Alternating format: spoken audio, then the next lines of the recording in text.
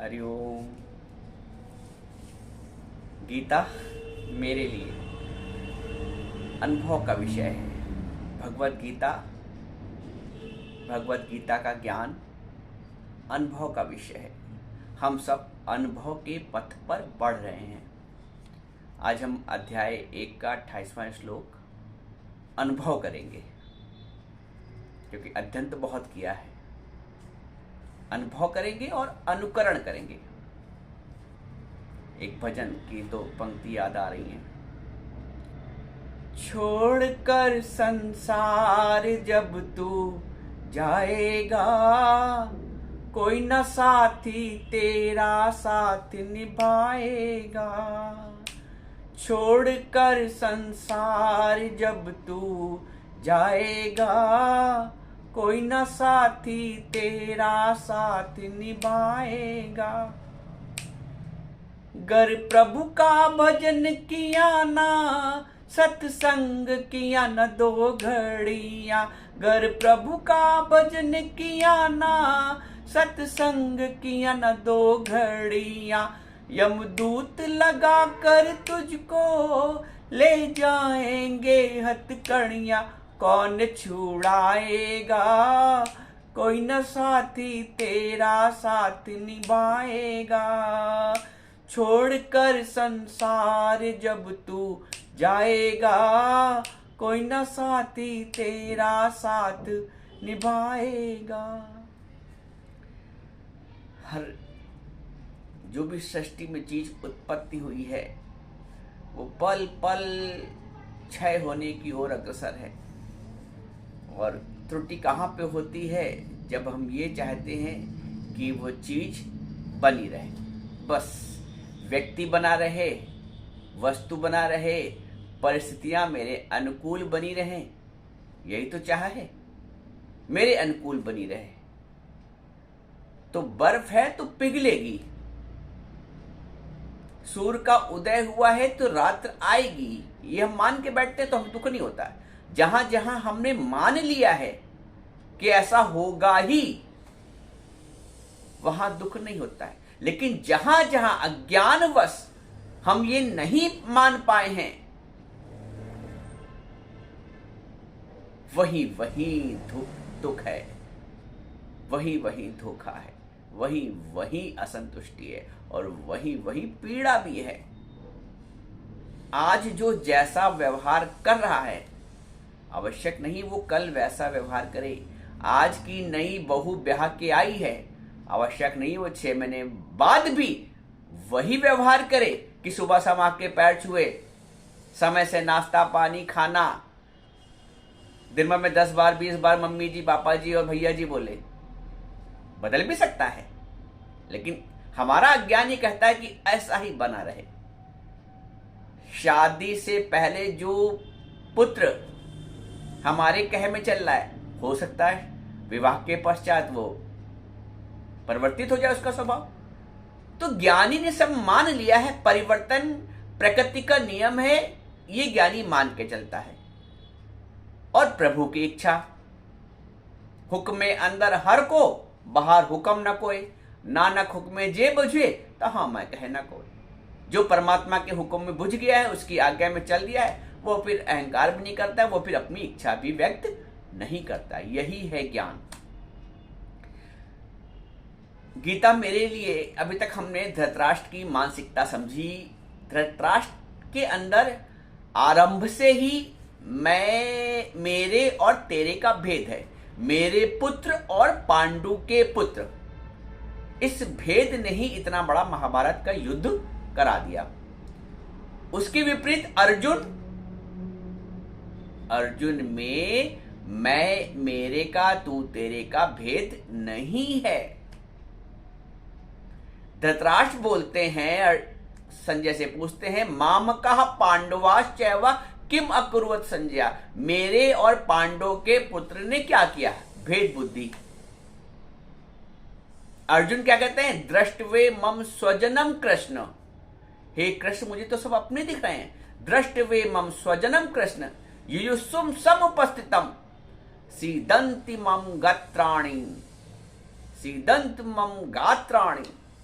मुखम च परिशुष्यति। ये है भेद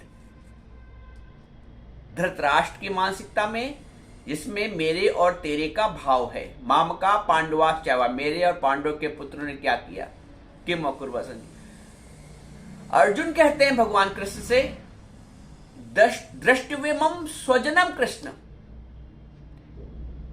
कैसे कहते हैं, देखिए यहां पे कुछ बातें और भी अच्छी सी जानने वाली हैं कि जो कृष्ण शब्द है ना, कृष्ण का उच्चारण, कृष्ण नाम का उच्चारण अर्जुन को बहुत प्रिय था।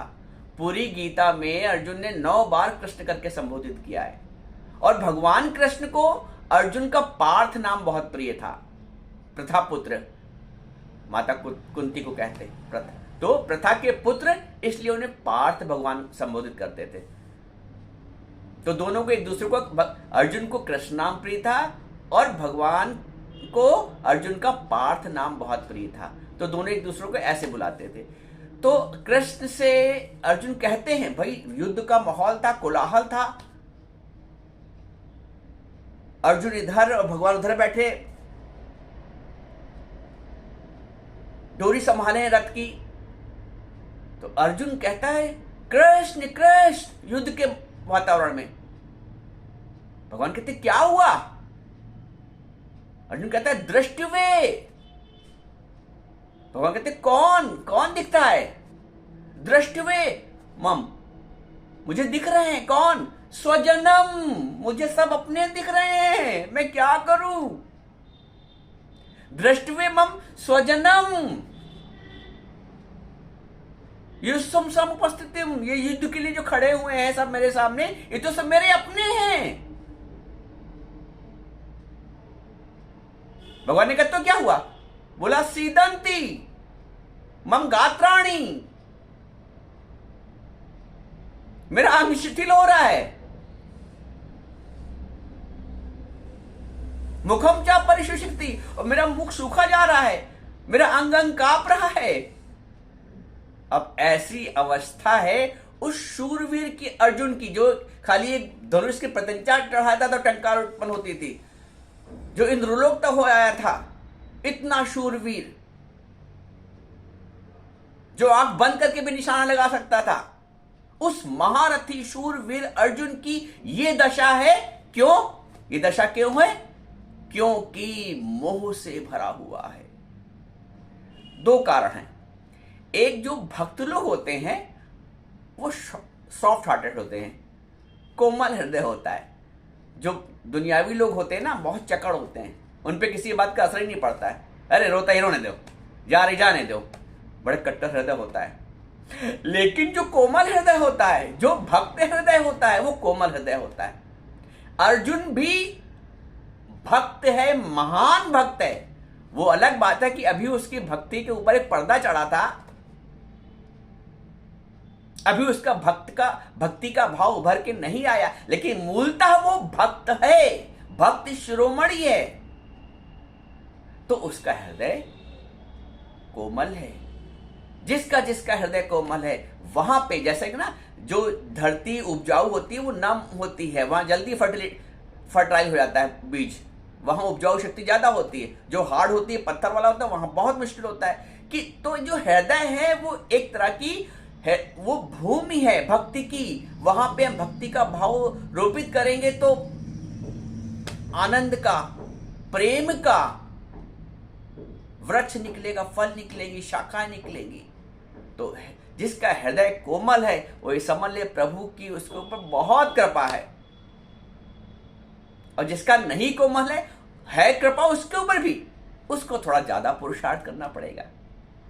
कृपा तो प्रभु की है ही है। कोई भी गुणों से रहित नहीं है, कोई भी मनुष्य गुणों से रहित नहीं है। एक आवरण आ गया है, काम का, क्रोध, मोह का, लोभ का, ईर्ष्या का, जलन का, मैंपन का। बाकी जैसे एक लाइट है, एक बल्ब जल रहा है, उसके ऊपर हमने कंबल डाल दिए, चादर डाल दिया, तो उसका प्रकाश बाहर नहीं आ रहा है। ऐसा नहीं कि प्रकाश नहीं है, बल्ब नहीं जल रहा है, लेकिन जैसे ही हमने चादर हटाई, वो कंबल जो उस पर ढक दिया था प्रकाश। तो हमारे मनुष्य के ऊपर भी कामना का, क्रोध का, वासना का, ईर्ष्या का, जलन का ऐसे पर्दे पड़े हैं। तो अंदर ऐसा नहीं है कि आनंद में प्रकाश नहीं है आपके अंदर, ऐसा नहीं कि ज्ञान में प्रकाश नहीं है, ऐसा नहीं कि भक्त की धारा नहीं बह सकती है। सारी संभावनाएं हैं, सारी संभावनाएं हैं। सुनना सखना कोई नहीं, सबके अंदर लाल, सभी के अंदर लाल है। इसलिए हर व्यक्ति योग्य है, जिसने भी मनुष्य का तन पाया है, जिसने भी प्रभु की कृपा से